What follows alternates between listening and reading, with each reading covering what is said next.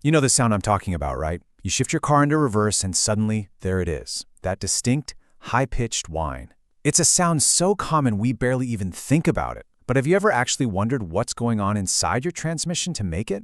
Well, let's dive into that because that sound tells a really fascinating story about engineering, cost, and some pretty clever compromises. So what is going on here? How come your car can be perfectly quiet going forward at 100 kilometers an hour, but then it makes this really noticeable sound when you're just backing out of a parking spot?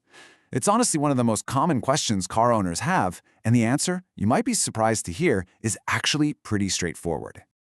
And look, right off the bat, let's just get this out of the way. In almost every single case, that whine is completely normal. It is not a sign that something is broken. It's a deliberate design choice that engineers made for very specific, very practical reasons. What you're hearing is just pure mechanics at work. Okay, so to really understand the noise, we have to look at the gears themselves. See, your transmission uses two fundamentally different types of gears for moving forward versus moving backward. And this one difference, well, that's the entire reason for that sound. This slide just lays out the core difference perfectly. On the left, for moving forward, you've got helical gears, and you can see their teeth are angled.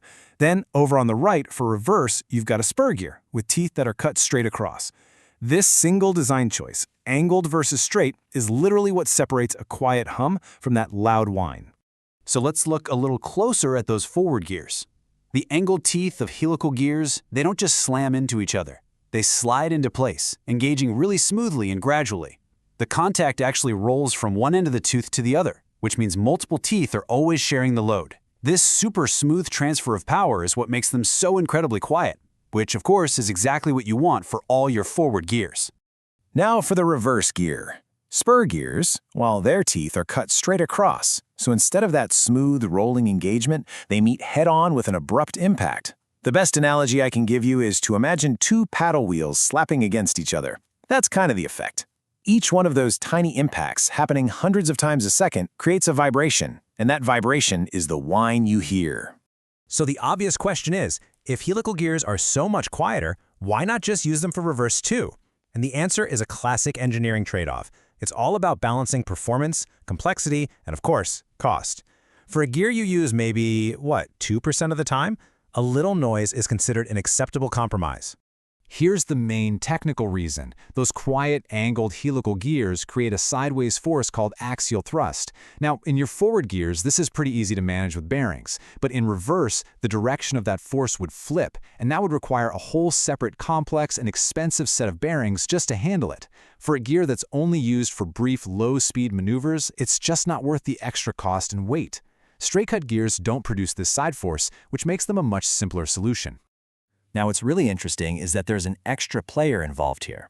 To make a car go backward, transmissions use a third gear called an idler gear. It just slots in between the input and output gears to reverse the direction of rotation. And here's the kicker.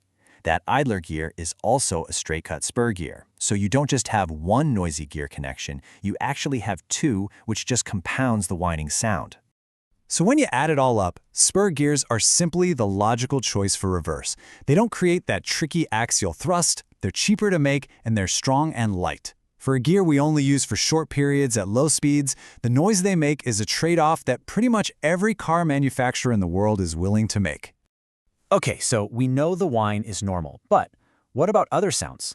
This is where we shift from the engineering side of things to some practical diagnosis. How can you tell the difference between a normal sound and one that means you should probably give your mechanic a call? This chart is your go-to guide. A steady whine that rises in pitch as you speed up in reverse, that's the normal sound of those spur gears. But if you hear a loud clunk when you first shift into gear, that could be a worn transmission mount.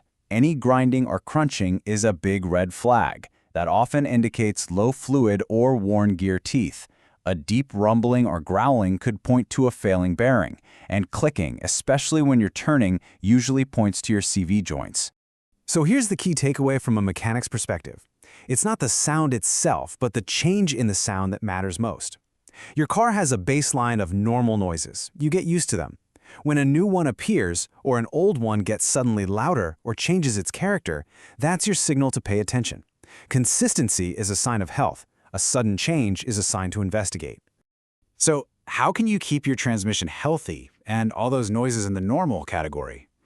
Let's go through a simple checklist you can use to make sure everything is running exactly as it should.